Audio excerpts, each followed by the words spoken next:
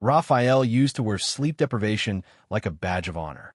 A late night, an early start, a strong coffee in hand, and a quiet sense of pride that he was squeezing more out of the day than everyone else.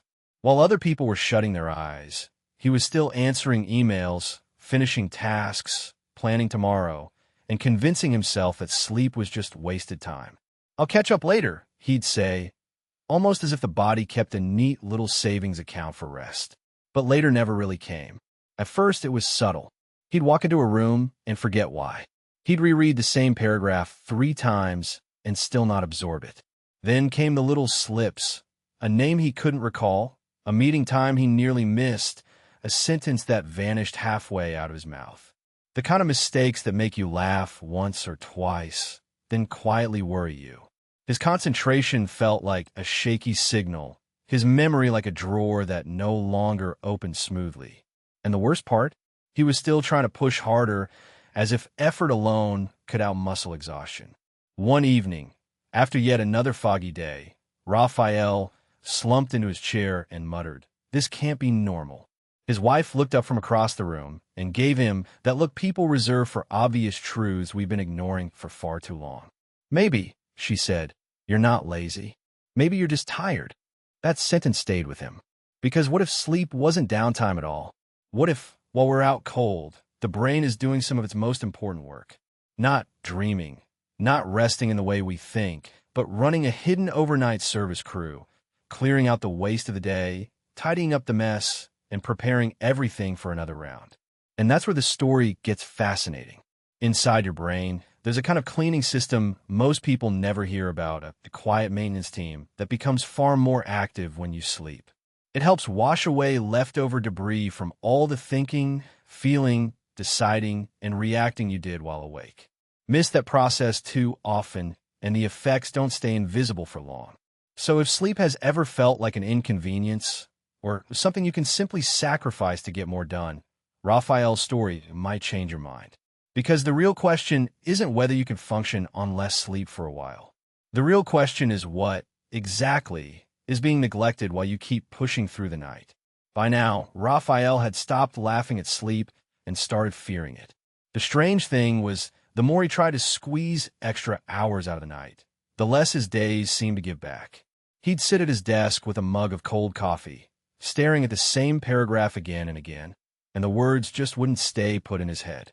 "I used to be sharper than this," he muttered one morning, rubbing his face. His colleague gave him a half smile and said, "Mate, you look like you've been run over by a spreadsheet." Rafael laughed, but only because he knew it was true. What he didn't realize was that sleep wasn't downtime at all. Inside his head, an entire hidden system was going to work, quietly and relentlessly, as if a night shift had clocked in just for him. During the day, the brain is busy firing signals, making decisions, storing impressions, and dealing with a mountain of information. That activity leaves behind waste, tiny byproducts that can build up like rubbish in a city after a long festival. And when sleep arrives, the brain doesn't simply switch off. It cleans. This is where the glymphatic system comes in, a kind of internal drainage network that becomes especially active while we sleep. Picture a cleanup crew moving through the brain's corridors, flushing out what's no longer needed, clearing space, resetting the whole system for another day. It's not glamorous, but it's essential. Without it, the mental fog begins to creep in. Concentration slips. Memory gets patchy. Even mood can take a hit. Rafael started noticing that the fog wasn't just making work harder. It was following him home, into conversations, into simple tasks, into the moments where he should have felt present. One night, after forgetting the name of a neighbor he'd known for years, Rafael sat at the kitchen table and said quietly, "Something's not right." His sister, who had been telling him for weeks to sleep more, finally looked at him and replied, "You can't keep treating rest like a luxury. It's maintenance." That word stayed with him. Maintenance. Not indulgence. Not laziness. Maintenance. The kind of thing that keeps a machine running properly before it breaks down. And once he began to understand that, everything started to look different. The late-night scrolling, the irregular bedtimes, the bright screens, the just one more email mindset, all of it suddenly seemed less harmless and more like sabotage dressed up as productivity. He didn't fix everything in one go, of course, but he did start asking better questions. What happens in the deep stages of sleep? Why do some nights leave us feeling restored while others feel like we've barely rested at all? And how much of our memory, learning, and long-term health might actually depend on those quiet hours we've been so quick to dismiss? Rafael didn't become a different person overnight.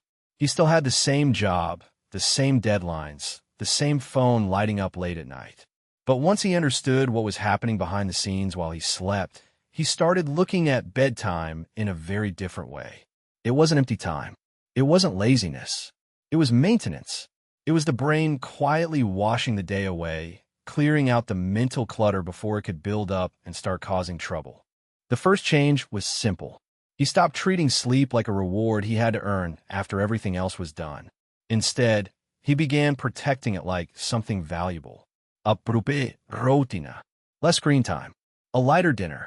A cooler, darker room. Nothing dramatic, nothing expensive. Just small choices that told the body, it's safe to switch off now. And the difference was not subtle. He woke up less foggy. He found words faster. He stopped rereading the same email 3 times and wondering why his brain felt like it was moving through mud. One evening, after dinner, his wife looked at him and smiled. "You seem more like yourself lately." Rafael laughed, a little embarrassed, because that was exactly it. He had spent so long fighting sleep that he never realized sleep was part of the fight.